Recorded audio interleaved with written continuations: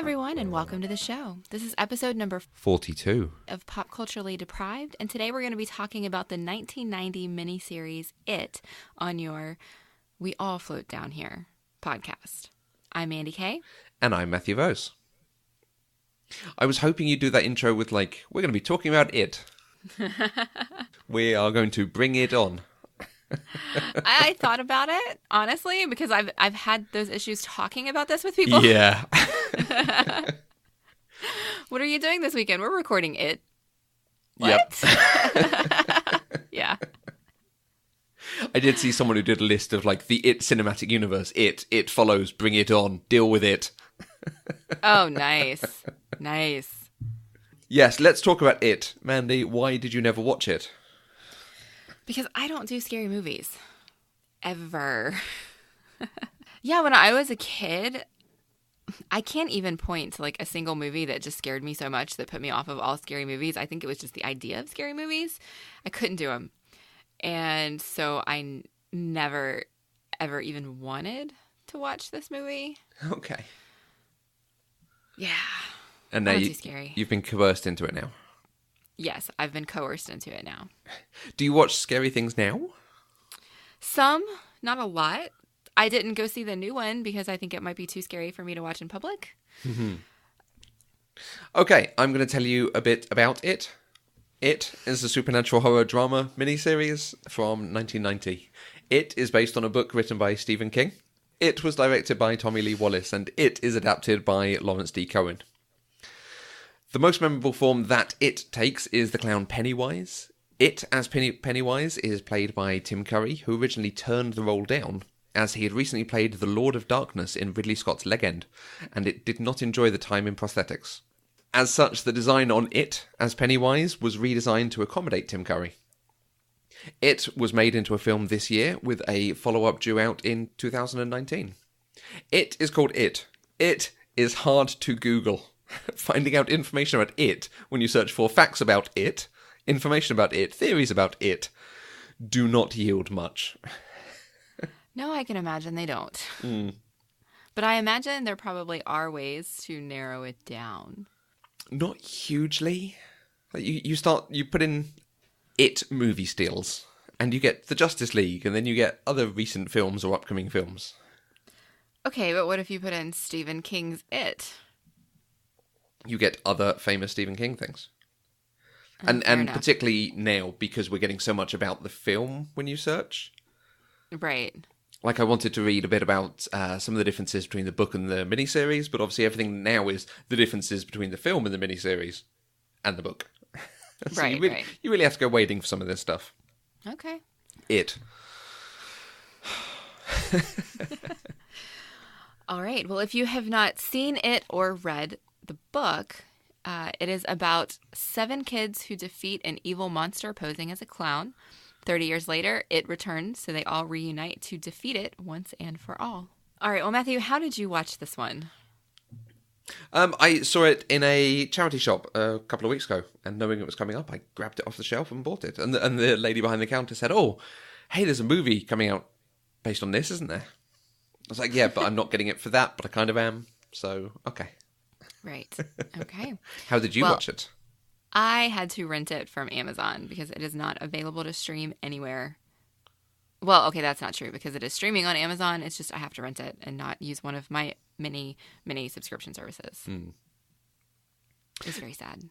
Do you think with the film coming out, it would behoove them to allow this to be streamed freely? Or do you think they're looking at making more money by having it, you have to rent it because more people are going to be interested in watching it? You're just trying to throw that word in as often as possible, aren't you? What word?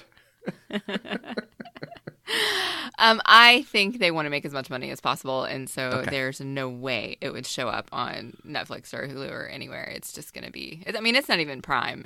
You have to rent it, so... Okay. Because Star Trek Discovery started recently, and the CW added Star Trek the Animated Series just to their app subscription system. Okay. Which strikes me as people are interested in that over there, let's add it where we can. Piggyback off it, as it were. Yeah. as it were. As it were. Twere it's so simple. So thinking about your relationship, or lack thereof, with horror, what were your expectations for it? I expected to be absolutely terrified, and I would not watch it by myself. I had somebody come watch it with me so that I would not be alone in my house at night watching a scary movie. You are a hide behind the cushions kind of person. Yes, I very much am. Stephen King, as I said, is the writer here. Do you have experience of Stephen King's other works? He's obviously very famous in this genre. And then some of the main actors, John Ritter and Richard Thomas particularly. Yeah, actually, I have more experience with Stephen King than you would expect, considering I don't do scary movies. I've read Christine and Insomnia, and I'm sure I've read The Stand at some point. And I know I've read some of his short stories. I just can't recall them right now. I have seen The Shining. I've seen The Stand, which I absolutely adore. Although adore may be a wrong word, but you know what I mean. I've seen Rose Red. I've seen Thinner. I'm sure there's more. But yeah, Stephen King is, oddly enough, someone I'm pretty super familiar with. John Ritter. Obviously, I am very super familiar with his role of Jack on Three's Company. And, of course, he was on an episode of Buffy, which is one of the worst episodes of Buffy, but I don't care because it's still Buffy. And then just various other TV guest spots. I was actually shocked to see that he was in this movie because I had no idea who was in this movie other than Tim Curry as the clown. Okay. But I guess technically this was a TV movie, so kind of works. The same thing with Richard Thomas. He's always going to be John Boy Walton to me. But he's been in basically every made-for-TV movie ever since the 90s, and so I've seen a fair amount of those. I put those two particularly because John Ritter is pretty much the only adult that I recognised, but because of his role as Ted. I've never seen Three's Company, so I did not recognise that. And then Richard Thomas, my partner, said, oh, yeah, he was in The Waltons. Yes. Never really watched The Waltons, so I didn't know, but apparently he's famous, so well done him. Is this the point where you want to mention the other famous actor who's in this film? Miniseries, TV, movie thing? Are you talking about Tim Curry? Nope. I'm talking about one of the boys. Oh, Seth Green. Mm-hmm. Of course I have experience with Seth Green. It's funny because he was really not recognizable as Seth Green for most of the movie. Yeah. It was very strange. Because he felt very tall in this film. And Seth Green is not renowned for being tall. That is true. Seth Green is not tall. Yeah, so maybe it's just he grew up before the other kids who were cast in this film. But yeah, it was really strange to see him with glasses, with very straight hair. Playing the funny man, though. That is his role.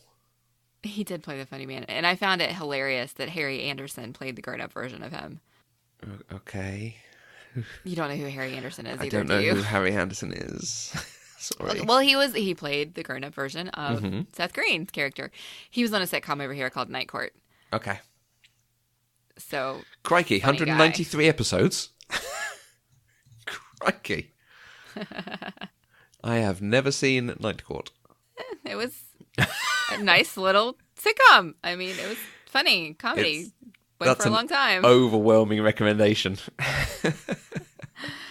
I was a kid. I didn't really care about Night Court when I was a kid, so. Okay. Just talking about horror as a genre on its own, what's your experience of the wider horror genre then? Have you seen anything as a grown-up? Is there something you have seen during your teen years? So when I was in high school, my family decided they wanted to go see a new movie called The Haunting, which turns out was not a new movie, but was a remake of a really old movie. And I went to see it very, very begrudgingly, partly because Owen Wilson was in it. And okay. I was a big fan of Owen Wilson back then. And I fell in love with it. I loved it.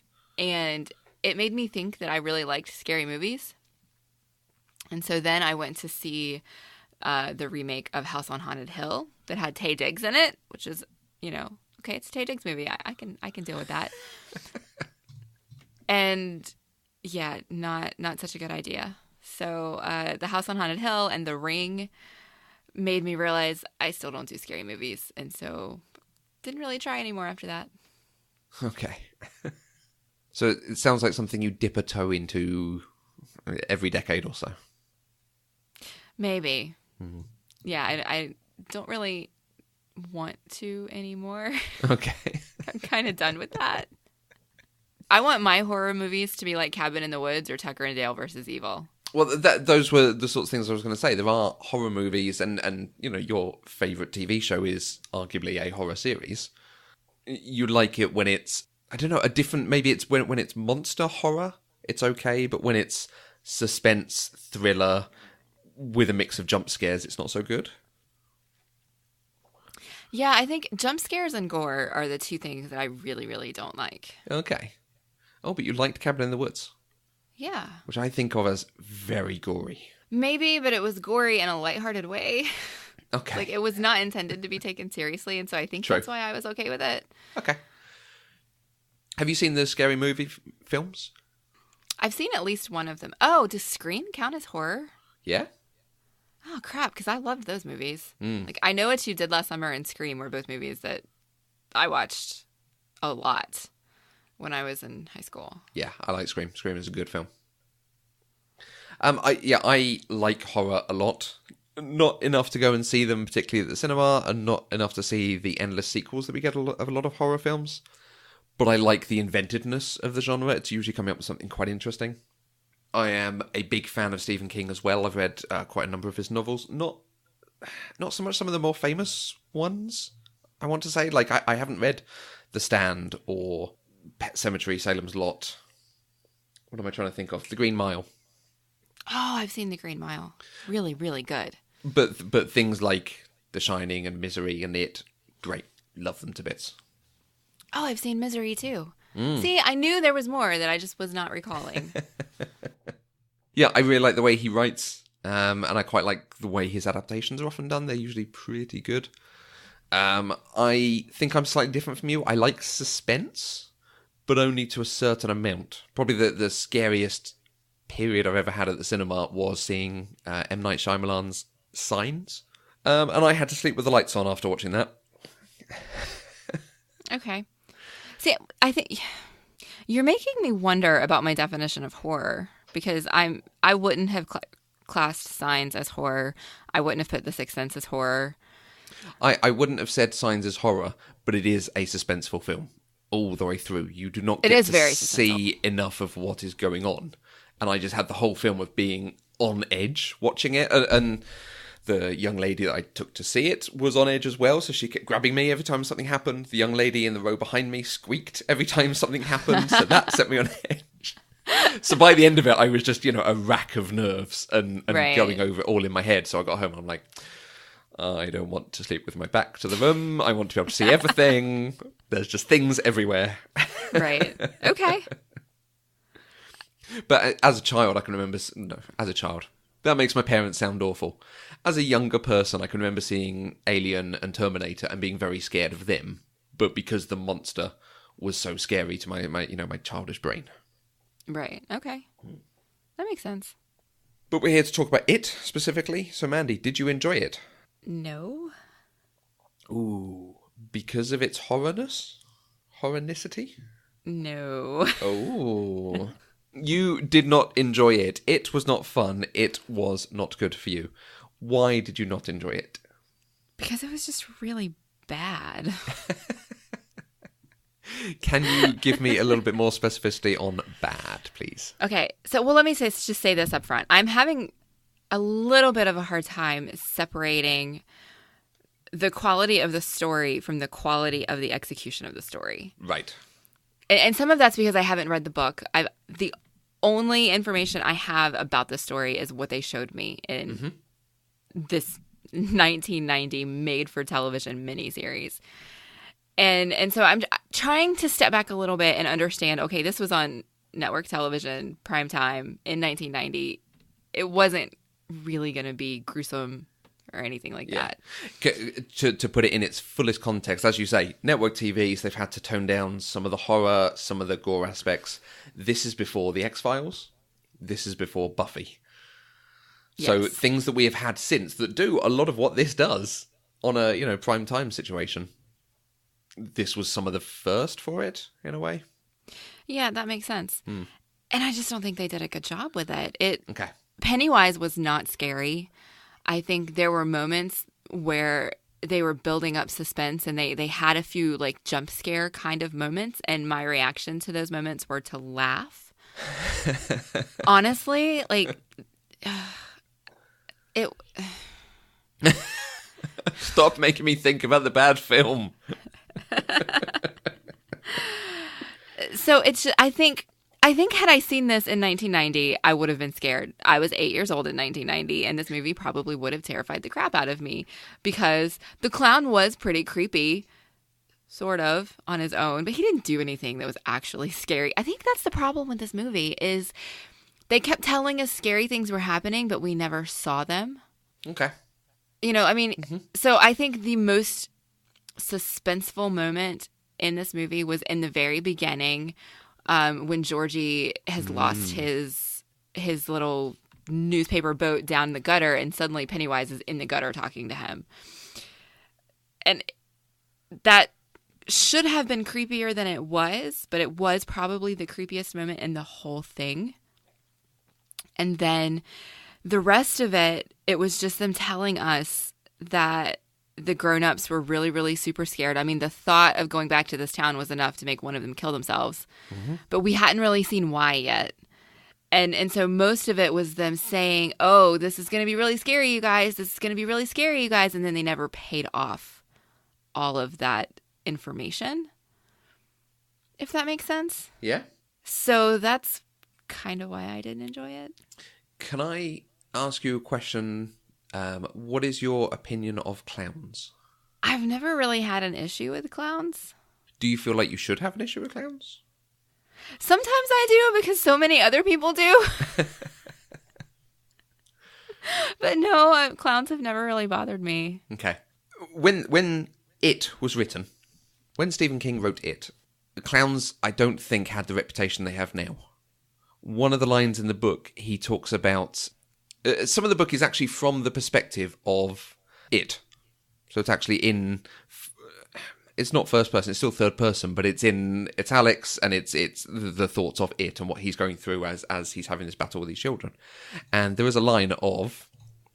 The fears of children were simpler and usually more powerful. The fears of children could often be summed up in a single face. And if bait were needed, why, what child did not love a clown? I think the clown is not intended to be scary. The clown is intended to entice children towards it so it can then terrify them. Okay, that makes sense. Now, on those terms, yes, Pennywise kind of works. And he does actually crack wise with them a little bit as he goes through and makes jokes at them. But since It has come out, clowns have become a terrifying thing, both in our fiction, Buffy, Cabin in the Woods, and in real life, clowns are considered to be quite frightening. And I know certainly with the release of the film this year, there were protests by clowns about this is not good for clowns and the image of clowns, which you're not helping yourselves there, chaps. This is a very old book, so I think It is one of the reasons that clowns now have this reputation. And because this miniseries was only a few years after, this is the thing that has turned clowns into a scary thing that they weren't supposed to be before that. Okay, that makes sense. I don't think that should change your opinion, because yes, it is a bit silly for us to be like, he's not that scary. He's scary at the end when his face starts melting off, but... Yeah, but the thing he turns into is not scary either, so... No, well, I suspect we're going to come to that in a bit. Just to give a quick comparison to the movie that came out this year, they have made the clown genuinely scary, but they have also made the clown one of the fears of one of the children. So one of the kids in the original is scared of Paul Bunyan, now he's scared of clowns instead. Okay. So it gives a bit more reason, and they've turned him into a bit more of an actual monster. Part of that is in doing a successful reboot, you should make it feel the way the original felt, not the way the original actually was, because time changed. Clearly. That's a really good thing to say. I stole it from someone else. Oh. It is really good, isn't it? But It is really good, I have to give credit to Polygon's Besties podcast. They did that when they talked about Doom. Okay. As Aaron Sorkin said, great writers steal.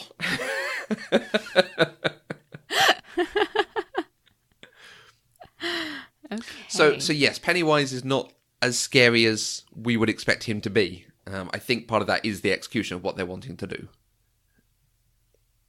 It is also that he is now very firmly the face of it.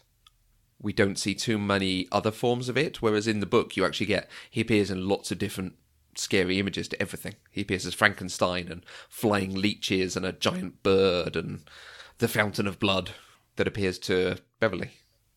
All of that makes sense. And honestly, I wish they had done that in the miniseries, because my understanding, based on conversations with a friend who saw the new one and what you're saying about the book, is that the point of Pennywise is to show up as things that these children are afraid of. Mm-hmm. And they even reference that in the miniseries, but it's a super throwaway line. Like the kids figure it out really quickly. Oh, this thing is showing us what we're scared of, and we have to fight it. But he doesn't in the miniseries. He shows up as a clown, and he references things they're afraid of, like showing up as Ben's father who died and things like that. But it doesn't actually play on the children's fear. The only fear it's playing on is that they're going to get captured and children are going to die because this thing has killed children before. And so you don't really get that sense of horror there. You get a sense of urgency and death, but that's different, if that makes sense. Yeah. The times he appears to them, he's chasing them. Like the appearance of the werewolf, and he's chasing them at that point. It is to scare them, not necessarily to kill them. But you can't have something killing children on television in 1990. So he's a little defanged by that point. That's true, because we don't see anything in this miniseries. They just tell us, like, Georgie, we never saw. The little girl in the beginning, who's apparently her arm was torn off, or was it was Georgie's arm who was torn off? We didn't see that. There was no actual blood in this movie. There was the blood out of the drain and out of the book. But that's it. That's it. That is it. That's it, folks. You alluded to it a minute ago, but Pennywise is not it. Pennywise is a form of it, and at the end we get to see it in its actual form. Yes, we do. I came really close to tweeting the night that you watched this and being like, I bet at some point tonight Mandy is going to go, why is it always spiders? That line came out of my mouth. Yes, it did. At first, when I saw its legs, I was going, no. And then I said, why is it always spiders? And then I saw the whole thing and I started laughing. Yeah. And my friend said, the only thing that can make this any better is if it had Tim Curry's face. And at that point, that's what I was picturing. And it just was not scary to me. But why does it always have to be spiders? I'll eat you like a cheese pizza. So I think it starts off as stop motion, but then it becomes a full-size puppet that they made so that they could have this fight. It's too well lit.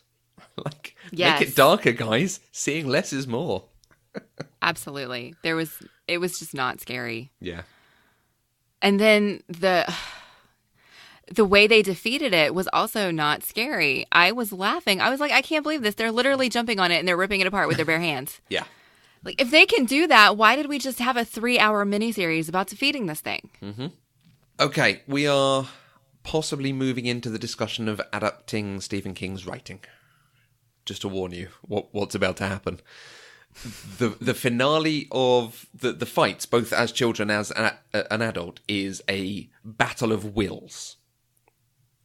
It shows them its deadlights.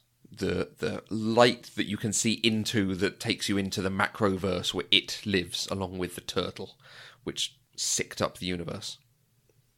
What? Yep. There was a giant space turtle that sicked up the universe, but is now retreated into its shell, and the only other thing that exists in the macroverse is it, which came to Earth millions of years ago and has taken up residence in Derry, coming awake every 27 years to eat children, and then slumber. And it lives in the macroverse. Okay? We didn't get any of that in this movie, right? And in the Deadlights, in the Macroverse, they have this fight with it. And it is a battle of wills. Can you believe in yourself and the power of the group? And can the group give you power? And particularly I'm referring to Bill as a child and then Bill and Richie as adults. There's this whole thing of them imagining biting each other's tongues and holding on whilst at the same time. And again, this is all imagery. It's given in a way that we cannot picture this. It is impossible. Even the spider, it's impossible to understand what it really looks like. So the spider is the closest thing we can imagine it to be, because it's some alien millions of years old. And that's the whole thing with him doing his mantra. It thrusts its fists against the post and still insists it sees the ghost. That is his mantra for overcoming his stutter. And because it has this power to help him, it has power over it.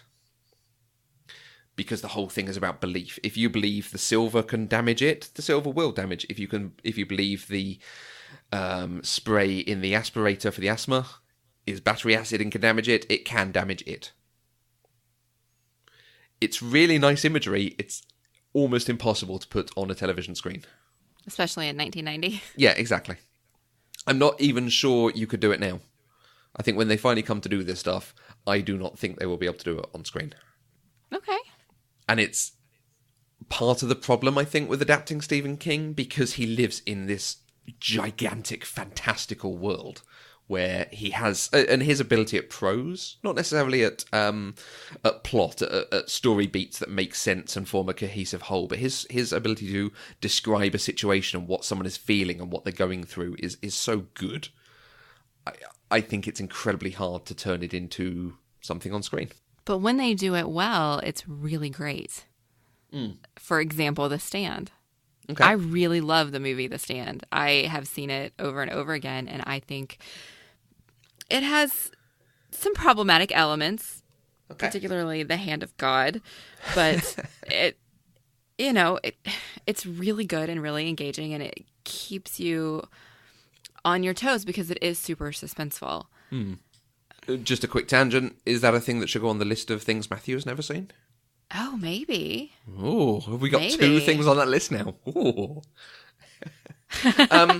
But by comparison, you've seen The Shining. The Shining, the film, is very different from Shining, the book. But it still portrays everything as well, what they're going through. But it takes a very different tack to doing it. I think It, the miniseries, is trying to be very close to the source material, but it's source material that I don't think adapts in the way they want to. Did they do a better job of adapting it in the new movie?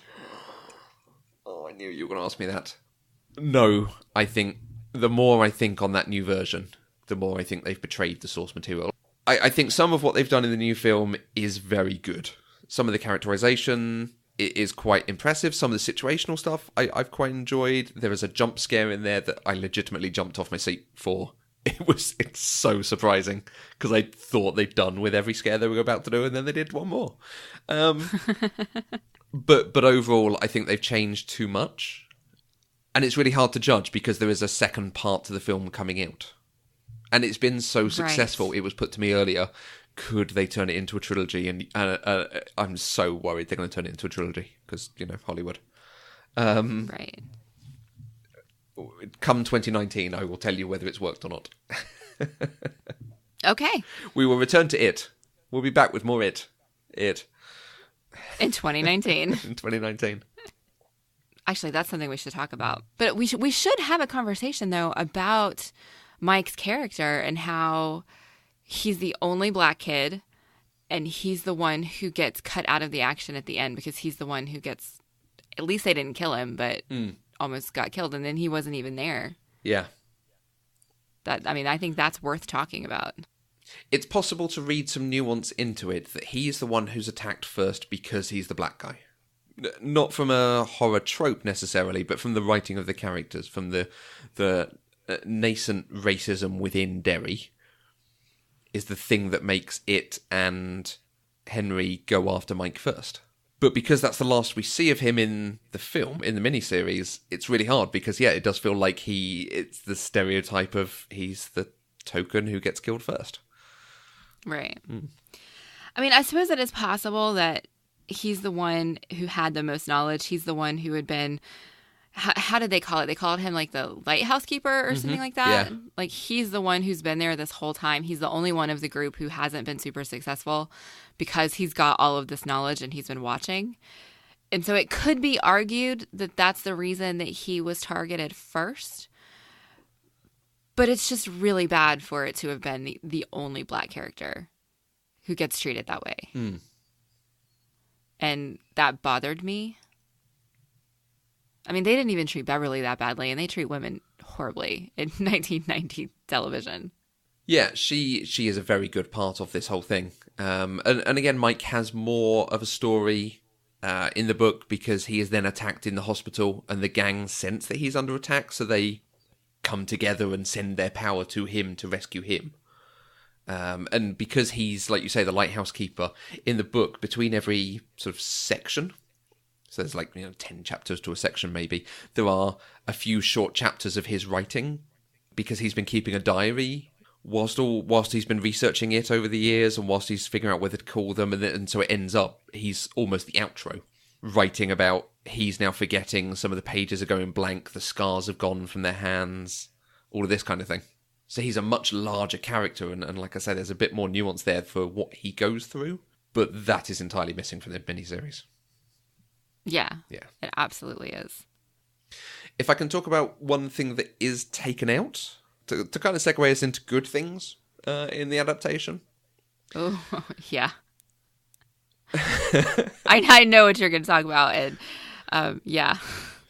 There is a scene in the book which is taken out of the miniseries. And it's really good that it's taken out. I had forgotten this scene was there until I reread the book. And I was like, wait, what? And I read an article that talked about this scene as the evidence that this is the book at which editors stopped telling Stephen King he couldn't do something. That this was the point where they decided more content was better than more quality content. And that's because after defeating it for the first time as children, all the boys sleep with Beverly to become more unified again because they're lost in the sewer tunnels. And that helps them find their way out of the sewer. Yeah. I'm really glad that wasn't in the movie. Like, if we're saying you couldn't show, kids being killed or blood in general on 1990s TV, or TV in 1990, I'm not sure you could show an 11-year-old gangbang. Yeah, no, absolutely. I hate that scene even exists. There's a couple of other moments of sex in the book, which I don't think we got in the miniseries. Bill and Beverly sleep together as adults. There's a few bits with some of their adult companions and so on, which generally work, because it is supposed to be a grown-up novel dealing with some of these issues. But there are also times in the book, and particularly this scene, where it's just not necessary, and it doesn't add anything. And like I said, he doesn't always do story beats that make sense or work. This is the sort of thing I can point to. Yes. Yeah. You knew about that scene then? I did, actually. Yeah, somebody told me about it because someone had asked them if that scene had been in the new movie. Okay. It's almost replaced with the scene of them all using the asthma aspirator. And them all saying, it tastes like battery acid. Yeah, that was a good scene. Yes, that shows the sort of group cohesion and coming together. It's really good. It's much better than them all sleeping together. Because especially as 11-year-olds. Yeah, it's pages and pages of description of what she goes through because it's from Beverly's point of view. Oh, God. And it's just like it's implied that the boys climax but don't ejaculate. But then Ben comes to her as the penultimate boy and he's much bigger than the other boys. And then she climaxes. And then it's Bill who goes last, and Bill is a surrogate for Stephen King himself. And she climaxes again with Bill. Of course. It's just... I am never going to read this book, ever. Nope. It's worth reading, but it's also 1,400 pages, and one of the last chapters is an 11-year-old gangbang. So... I think that means it's not worth reading, honestly. So, if I'm pointing at good things from this, I'm saying it's good they did something different with that scene. Yes, I support that wholeheartedly. And do they do... Oh, just remind me. Do they do the slicing open the hands to do the blood pact to come back at the end? They don't cut themselves, No. do they? No. They do not. It was just verbal. Yeah. Which is good, again, because you can't really show it on TV, so they change it that way. But also there's a really nice moment in there where Stan looks like he's going to cut his wrists rather than cutting his hand when he comes to do it. Oh, that's interesting. And it's almost the bookend for the book itself, the brackets. Right. Because the first chapter is Georgie meeting Pennywise. The second chapter is Stan getting the phone call and killing himself. Oh, wow. Okay. Like, yeah, it's really early on, but it really does set up this idea of, oh, we're about to go through some stuff. And then Right. the chapters are almost mirrored as it goes through. So you get it intercuts from them fighting Pennywise as children with them fighting it as adults. And yeah, having this whole ritual with going into the Macroverse and defeating him and so on. I almost wish we had gotten some of that in the miniseries rather than just, being in a cave in the sewer. Like a cave that had an actual door to get to it. And then it was just a cave with a giant spider in it. Yeah.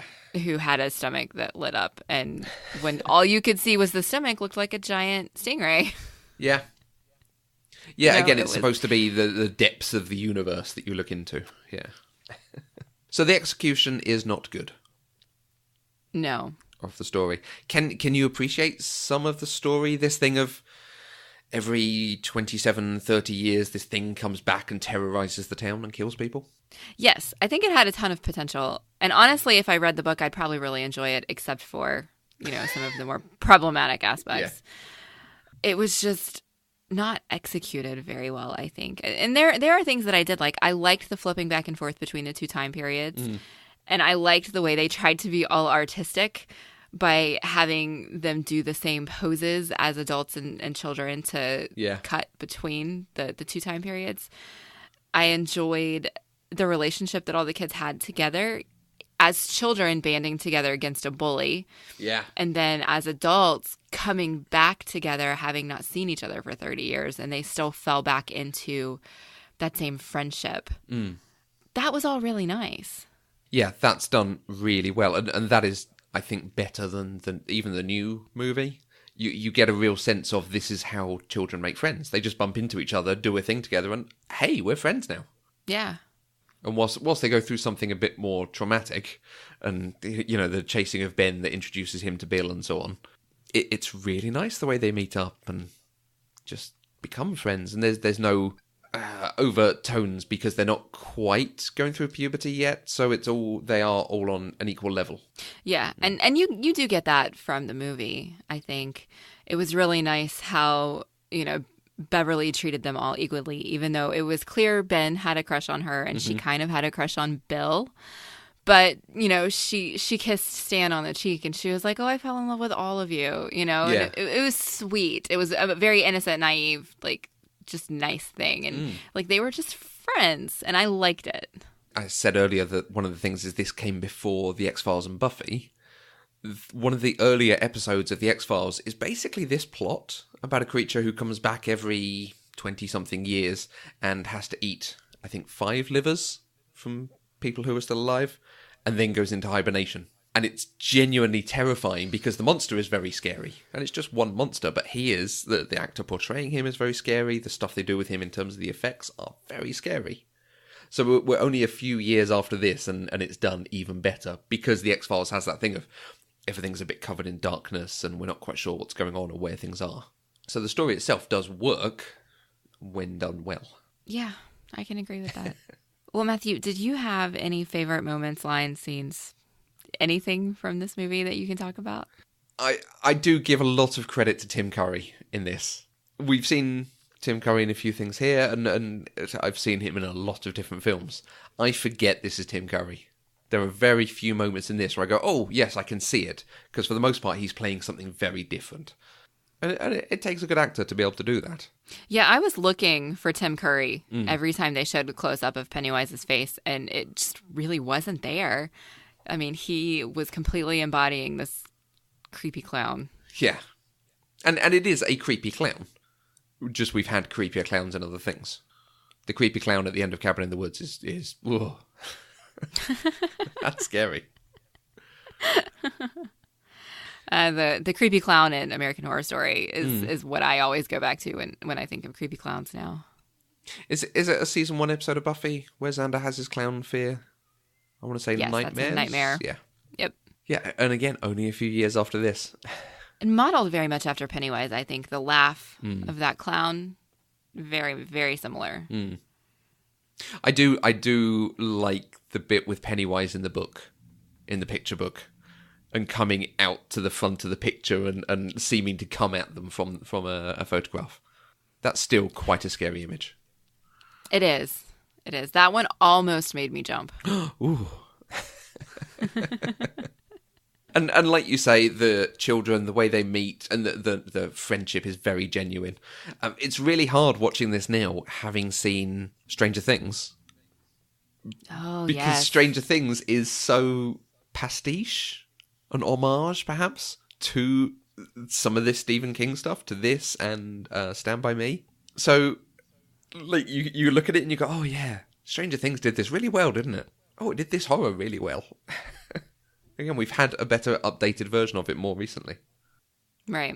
Oh, I'll tell you one thing that I did like in story terms. I really like the whole thing with the battery acid and the silver, that he goes up to it and he says, this is battery acid, and sprays it at him, and it does actually damage him. That does give over some of that idea of the power of the belief of the children. Again, it comes across much better in the book. There's a whole thing about 10,000 adults will imagine a vampire and make it true, but a child will imagine a stake. And whilst the stake is only wood, the mind is the mallet that drives it into the heart. Something on those lines. It's a lot more poetic than you can get across in the TV. Right. But the asthma, the aspirator, and do we know that's just basically just water? Not at that point, no. Okay. But we do learn. In the miniseries, we do learn that, I think. Yes. Yeah, okay. So we do learn that it shouldn't be affected. There are really no chemicals to it. But the fact that it works shows the strength of the belief, and the fact that he, although he's been so scared all the way through, he stands up to him and does deliver something of genuine power. Right. It's one of the few things I took away from this remembering. Anytime I think back, I think on that spraying the aspirator. It's really good. Did you have any things you want to point out as a favourite?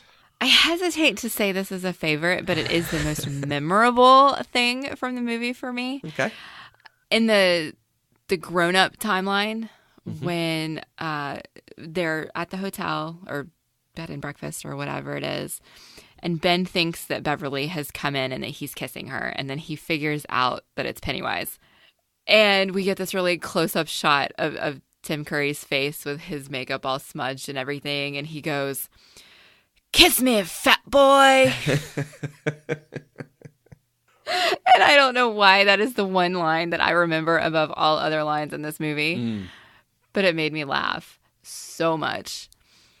So I don't know that I can say it's a favorite, but it's definitely memorable. How about that? And that almost speaks to the fact that it's the clown is funny and Tim Curry's performance is funny, because you have the same moment in The Shining. Jack Nicholson kissing the woman, it turns out she is decayed. And that's horrific. It's really scary. And it's kind of the same moment. Yeah, I guess it is. Okay. It's just one's a clown, and so it's not. I think that the visual of it was just really funny, because they show the shot of Ben looking in the mirror, and he can see that while it looks like the back of Beverly's head, you can see from the waist down, it's this like big clown suit thing, and that's how he figures it out. And so just like the visual of that whole scene was funny and not scary. I think it was supposed to be slightly suspenseful, but it didn't come across that way. And then, I mean, come on, kiss me, fat boy, really? There's no way that's not going to be funny.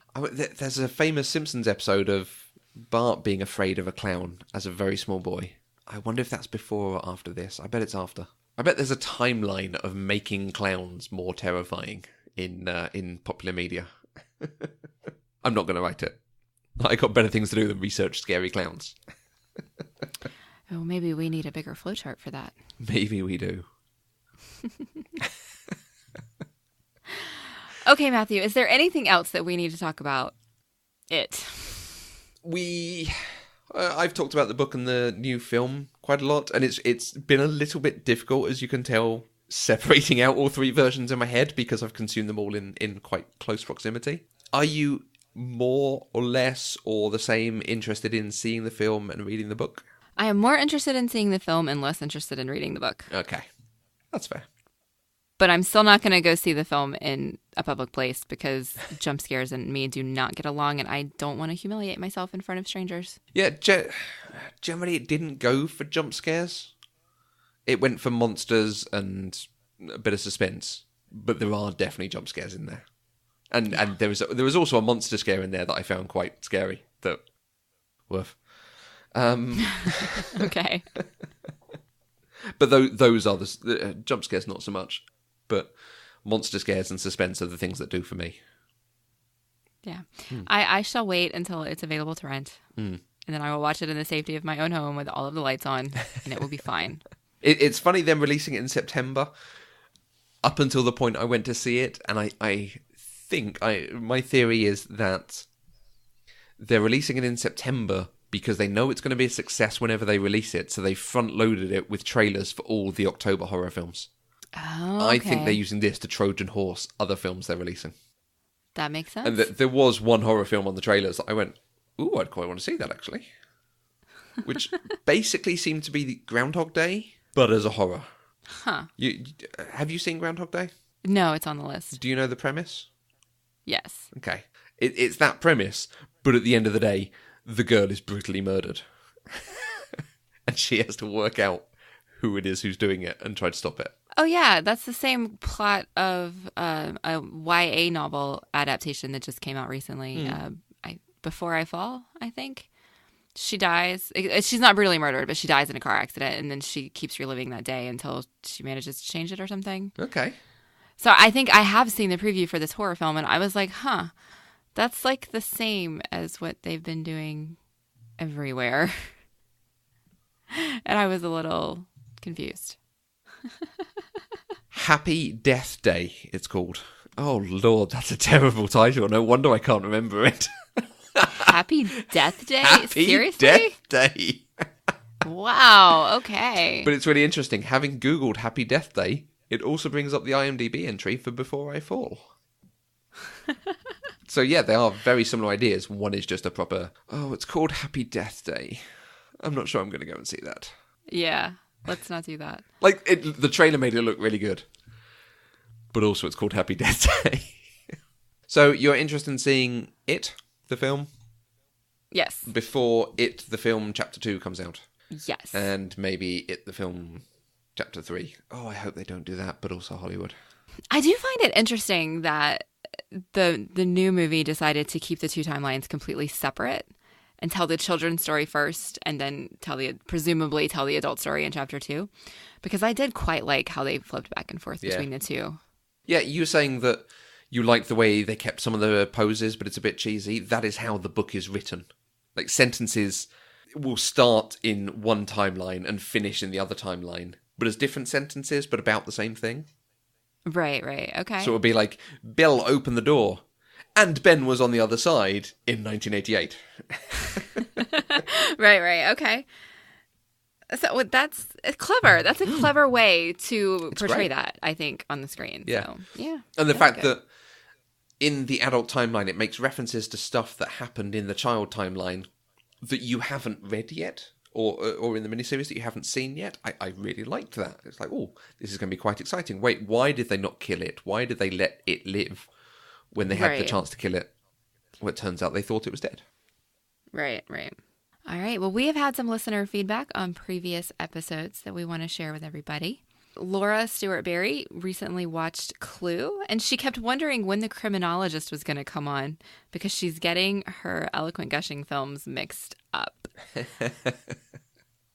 I mean, Tim Curry movies, you've seen one, you've seen them all, right? Back for the three-peat. 2017 is the year of Tim Curry. It absolutely is. I think I need to go look up his filmography and see how many more we can fit in this year. Oh, we might already have one more on the list. Do we? Mm-hmm. Which one? Oh, I'm not telling you. I want it to be a surprise when he shows up on screen. Okay. I'm just thinking, is there anything else we can fit him into? No, it's just that one. Okay, interesting. Tim Curry is in Star Trek II, The Wrath of Khan. Captain Kirk, I've got your cheese pizza. Laugh with me. I was so getting ready to say something about how you were amusing yourself, and then you said laugh with me. We also heard from our friend Jazzy at Josbot7. She was watching Nightmare Before Christmas for the first time and wondering if I'm inadvertently prepping for an episode of PC Deprived. Well, We have not decided all of the Christmas movies that we are going to do this year, and so we are going to put a poll up on Twitter to decide the last one.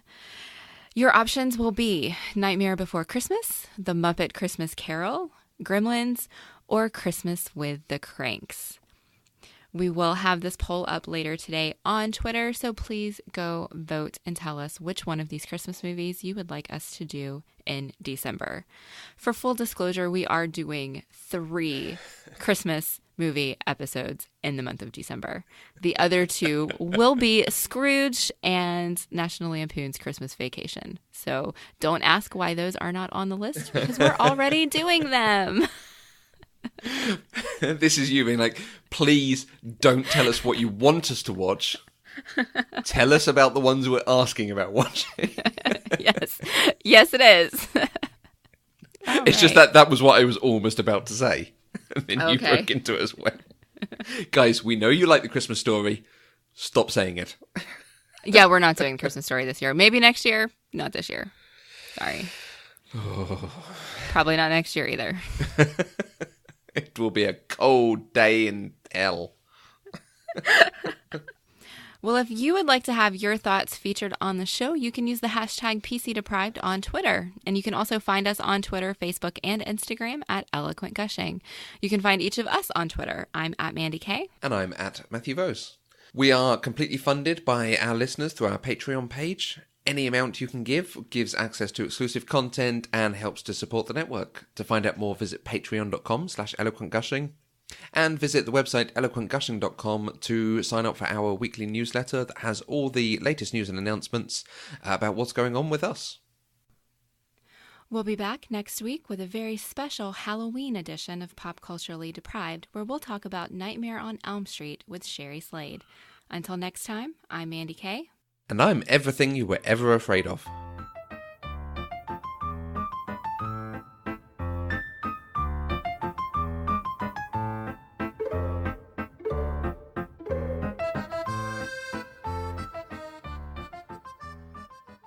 Pop Culturally Deprived is an Eloquent Gushing production. For more information, go to eloquentgushing.com or find us on Twitter at eloquentgushing.